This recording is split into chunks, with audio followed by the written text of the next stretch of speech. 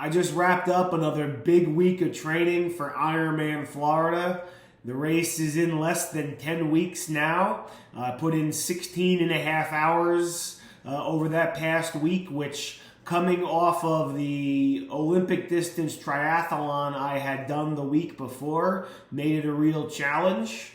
Now, that race was in oppressive heat. It was about a 2 hour and 40-minute effort for me. So I emptied the tank that day, which is fine. And I just need to make sure that I recover fully. Because the most important thing for me during this training block is to avoid overtraining and adding more fatigue to my body and my nervous system than I can handle. Because the last thing that I want to be doing is showing up on race day, November the 5th, carrying a lot of fatigue. It doesn't matter how many miles I do in training or how many hours I put in. It's all about being as prepared as I can be while feeling my best on race day. Because if I don't show up on race day energetic, feeling good, then I am not going to race to my potential. And you see this happen with endurance athletes all the time. People will train and train and train, and they put in all the work, but when the time comes to show up on race day, they're beat, they're tired from all this training they've done. So trying to manage this large volume of training and mixing in adequate recovery to make sure that I am getting positive adaptations from all these sessions and not just clocking miles and clocking hours of training for the sake of it. That's going to be adding to my fatigue and, breaking down my body, physically, mentally, and emotionally. This is really what I'm focused on. So I made some good decisions this week that will help to facilitate me feeling good on race day, even though it meant I did a little bit less this week than I would have done ideally. The week started out pretty well. Monday typically is a recovery-oriented day for me. I did an easy bike ride. Tuesday I did a swim and a pretty easy run in the afternoon. Not that any of the runs here are easy with the heat, but it went pretty well. Wednesday I was feeling good. I did an hour and 45-minute brick session. There was some low-cadence cycling work and a short but intense run in the heat off the bike. And then after that afternoon, I did a strength training session. So when I woke up on Thursday morning, I was pretty clearly fatigued. And I can judge that based on how I feel, but I am also wearing my Garmin all the time now, just because I appreciate having the objective metrics Garmin provides about, heart rate and the body battery features and things like that. It really helps me to make good decisions with my training. So Thursday when I woke up, I was clearly fatigued. I hit a swim session in the morning. That went well. And then I had a long run scheduled for that afternoon. I was supposed to run for about 90 minutes. And I was planning on doing some hills and doing it outside. And I wasn't feeling it. I was tired and, I could have gone out there. I could have pushed through it, but I wouldn't have gotten positive adaptation from that session. And it would have added to my fatigue. And then, going into the weekend, I had 4 big training sessions planned for the weekend.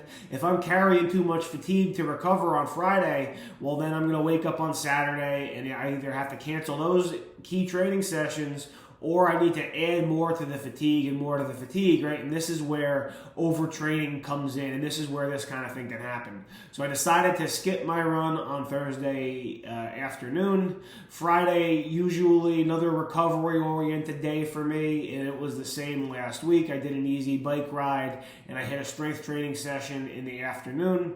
And I woke up on Saturday morning. My plan worked really well. I was fully recovered. I felt great. I woke up early. I went to the gym and I did an 8.8 mile run on the treadmill with some hills and a lot of intensity. And then I came home, I ate a little bit. I was planning on going to the ocean to do an ocean swim, but the weather wasn't cooperating. So I hit the pool and I did another pool swim that day. And I felt really good. Sunday morning, I woke up early. I was planning to do an outdoor 90-mile bike ride, but I was very clearly fatigued on Sunday morning. And when I checked my watch, it was obvious that I had not recovered very well from all this volume of training. So I opted instead to get some more sleep and to do the bike session on the indoor bike trainer, which, is not as good as riding outside usually in a lot of ways, but it does save me from dealing with the oppressive heat and humidity of being outside all morning with the heat index probably in the 90s. And it's a lot easier to hydrate and fuel, and just doesn't involve the same sort of physical nature of being outside riding the bike. So I opted to do the bike ride indoors, and I feel great about that decision. The first 2 hours of my ride were some intervals. They featured some intensity, and then the last 3 hours or so, they just ended up being pretty easy endurance riding. I made it the 5 hours. I ended up hitting 90 miles on Zwift. So that's actually my longest bike ride ever. So it went well, and I'm you can just see how all this training has built up to the point. On race day, there's a 112-mile bike ride followed by a marathon that you have to run. So I don't want to add.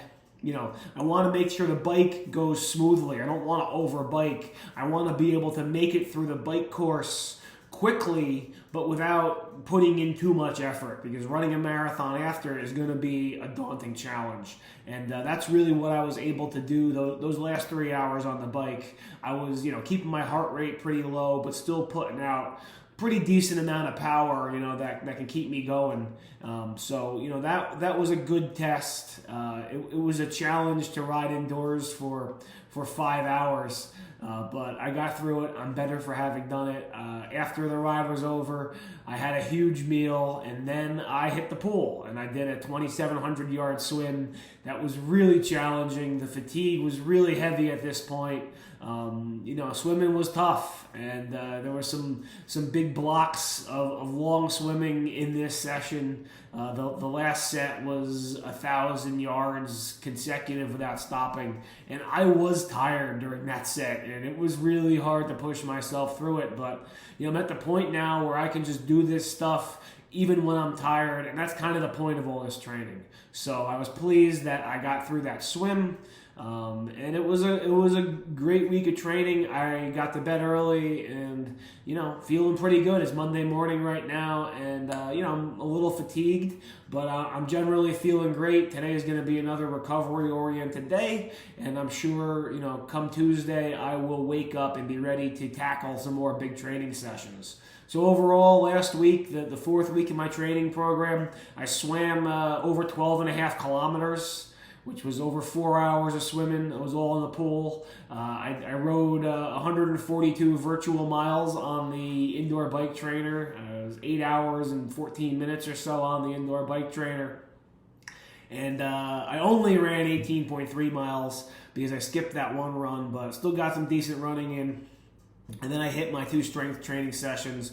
Always important to hit the strength training sessions. It's tough doing all this other work. I never feel like going to the gym and doing strength training, but you got to get it in, got to do it.